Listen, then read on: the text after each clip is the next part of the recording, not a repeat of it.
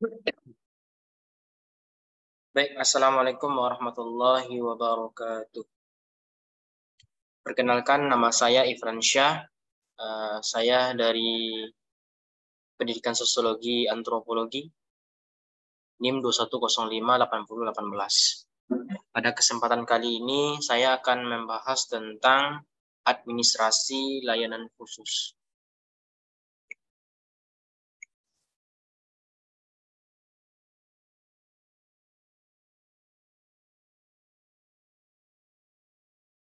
Yang pertama, tentang pendahuluan. Pendahuluan yang harus kita ketahui adalah tentang perkembangan dari administrasi layanan khusus tersebut. Untuk menghemat waktu, masuk kepada poin metode penelitian. Pada kesempatan kali ini, metode penelitiannya itu yaitu kualitatif, menggunakan studi kasus yang difokuskan atau yang ditujukan pada satu fenomena saja yang dipilih dan ingin dipahami secara mendalam, dengan mengabaikan fenomena lainnya. Fenomena yang diteliti dilakukan penggalian secara mendalam dan menyeluruh dalam rangka menunjukkan adanya sesuatu yang khas untuk dapat dipelajari dari fenomena tersebut. Kemudian proses pengumpulan data tentang wawancara. Selanjutnya yang tak kalah penting yaitu pembahasan dari administrasi layanan khusus tersebut. Yang pertama, pengertian dari administrasi layanan khusus.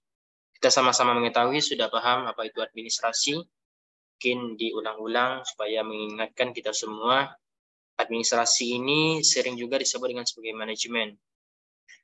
Administrasi atau manajemen ini merupakan alat untuk mencapai tujuan yang diinginkan atau tujuan yang kita capai seperti itu. Menurut Omar Hamalik pada tahun 2006, adalah suatu kegiatan atau usaha yang membantu, melayani, mengarahkan, atau mengatur semua kegiatan di dalam mencapai suatu tujuan. Administrasi layanan khusus ini adalah administrasi dalam dunia pendidikan atau edukasi secara khusus atau suatu usaha yang tidak secara langsung berkenaan dengan proses belajar mengajar di kelas, tetapi secara khusus diberikan oleh sekolah kepada siswanya agar tercapainya keoptimalan dalam melaksanakan proses belajar.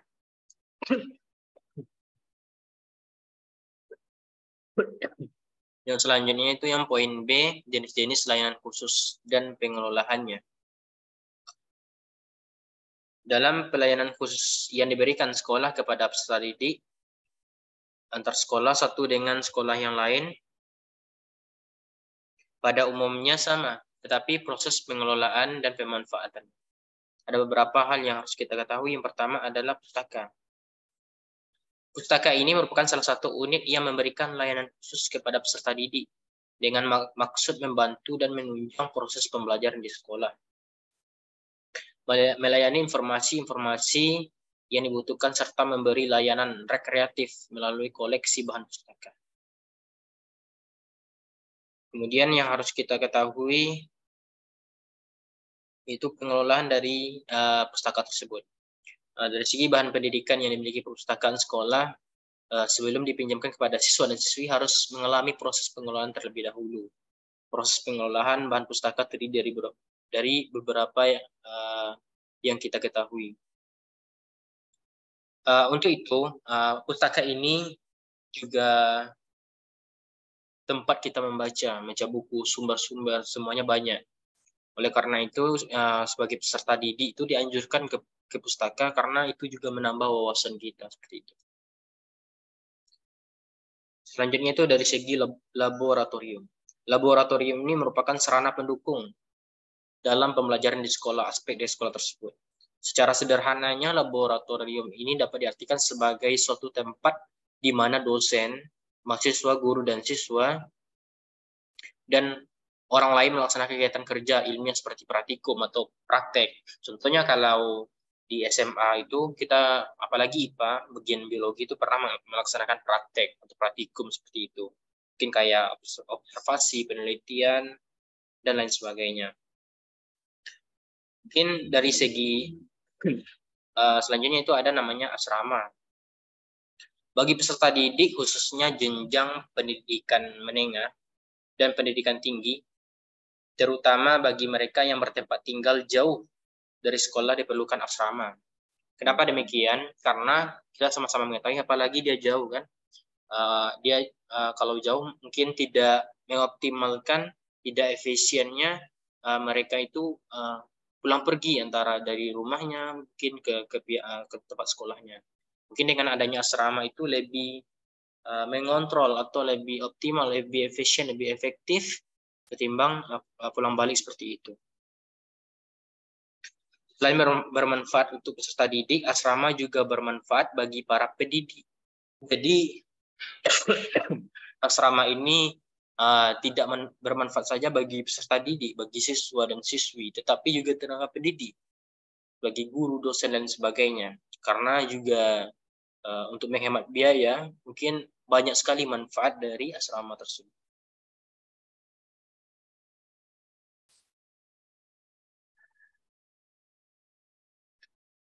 Oleh karena itu, dari beberapa penyampaian atau materi pada kesempatan kali ini, mungkin ada kesimpulan yang harus kita ketahui, bahwa secara umum, administrasi tadi adalah segenap proses penataan atau kerjasama kolaborasi dari pihak satu ke pihak lainnya, dari sekelompok orang dengan menggunakan fasilitas, baik sarana maupun prasarana tersebut, serta adanya perlengkapan yang ada untuk memperlancar dan mengefisienkan pencapaian tujuan dari suatu organisasi.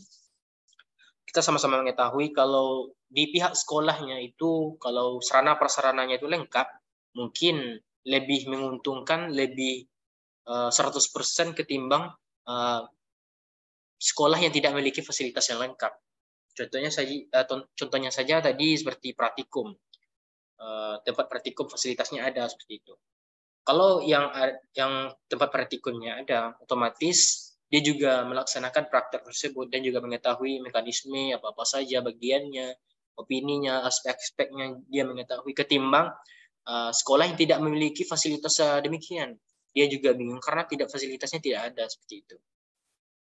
Biasanya ini terjadi ketimpangan terjadi antara desa dan kota. Kebanyakan kota itu kan fasilitasnya itu lengkap, sedangkan di desa kita sama-sama mengetahui mungkin faktor biaya maupun unsur-unsur yang lainnya seperti itu. Mungkin itu saja